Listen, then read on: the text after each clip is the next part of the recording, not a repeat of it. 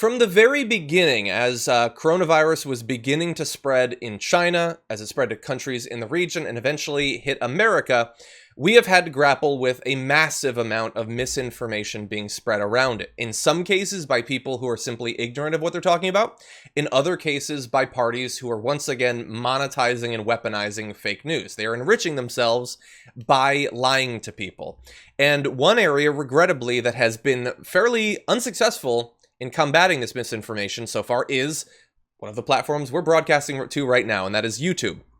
So let's go through some of the examples of extremely widespread misinformation. On April 16th, Next News Network posted a video suggesting that the novel coronavirus was a false flag attack meant to force people into getting mandatory vaccines and microchips. It was only taken down after the video received nearly 7 million views. And though it was removed, other channels just re-uploaded the video, illustrating just how fruitless moderation efforts can be. So that video is 7 million views. On April 15th, BuzzFeed reported on a YouTube video that recommended people treat COVID-19 with vitamin C, okay? That video in particular was mentioned by YouTube's CEO as an example of the content that the site was removing. That was on April 19th. At the time of BuzzFeed's story, the video, which was posted 9 days earlier, had been viewed 6 million times. As of May 1st, the video remains live on YouTube and has more than 7.2 million views. So the thing that was specifically cited by YouTube as misinformation is still there, racking up the views, and many of these things, of course, are monetized. People are making thousands and thousands of dollars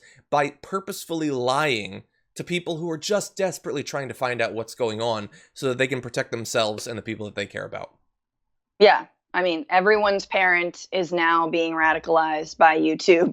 The algorithm, the algorithm keeps on ticking. And I think we know, and the studies are there, that actually fake news spreads faster than real news, that fiction spreads faster than fact. And we get that. We understand how clickbait works. We are people of the internet, and we like the best weapon we have against it is to actually fact check, double check, flag things when they're clearly false. But YouTube does not take any of this actually seriously. How can it when its economic model is based on actually selling these lies? I mean, let's be real, right?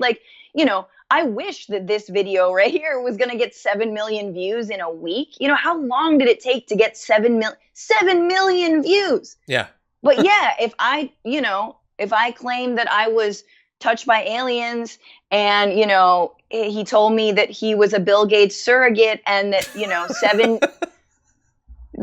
George Soros paid me to test 5G out on my cat. I don't know, you know what I mean? We would get the views. Yep. 100%. And we would make YouTube and Google and a lot of other people money, but we're trying to report fact. We're trying to give honest opinions. I'm trying. And to give you an example of how it works. So a week or two ago, Diamond and Silk were taken off of Fox Nation. It's fairly shocking, but they were taken off for spreading misinformation. But the thing is, their live streams where they say that, Bill Gates is using the virus to push for population control, 5G towers, mess with your DNA and create coronavirus, the hospitals are all empty. Those videos are still up on YouTube. Too crazy for Fox, monetizable on YouTube. That's the thing. And they do it, of course, because they know that it'll make money. I mean, the thing is that's one of the things that's bothering me. We talked earlier about how the fact that, I'm just going to say Gigi, I'm not going to say his full name, is now getting more viewers than Stephen Colbert. These liars and grifters get views because the right, the crazies, you know what they do? They tune in. Every crazy right-winger is on Twitter right now. Every one of them. And they have multiple YouTube videos loaded, and they're watching, and they all watch Fox. Leftists watch a lot of different things. They also read, which is, that's really frustrating if you do a video site. But they do all this stuff, but the right all participates in watching the couple of things that the right has. And so it works. Do you know how rare a 7 million view video is for this channel where we just read facts and then give our opinion about it? It hasn't happened. We get lots of views. We get 1 million views every day and a half or whatever, but not off of individual videos, because lying always works better than telling the truth in terms of being able to monetize and get an audience. That is one of the most frustrating things, is that it works. People are ignorant AF. It's just like, come on, John Iadarola is making this so easy for you. You don't need a subscription to Business Insider. He's going to read it for you. You don't need to read the whole Salon article. He's going to read it for you. Well, maybe not Salon, but sometimes. Sometimes. Yeah, but that's the thing, though, is like, yeah, I mean, it's like we actually, I mean, and honestly, a lot of the news is like that today anyway. Like, you turn on MSNBC, they're pretty much just reading, as Brett would say, the New York Times out loud. Yeah. I came across a guy on Twitter that is, he's a QAnon guy. I don't know, that's his identity. Isn't that weird? He just talks about QAnon. He makes videos about QAnon. QAnon has been in the news for 2 years, 3 years maybe. So let's assume, I don't know, because if I were to do more research into this guy, I'd kill myself. Let's say he started at the beginning making QAnon content. He has 750,000 Twitter followers.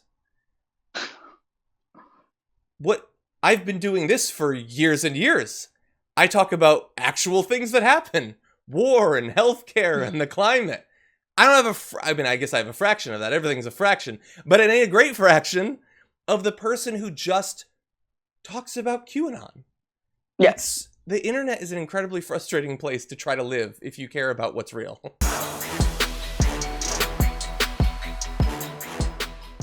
For more political news breakdowns, interviews, stories of activism, and me trying my hardest to care about the occasional big celebrity news story, subscribe to our YouTube channel at youtube.com/thedamagereport. And you can ring the bell wherever it is so you don't miss anything.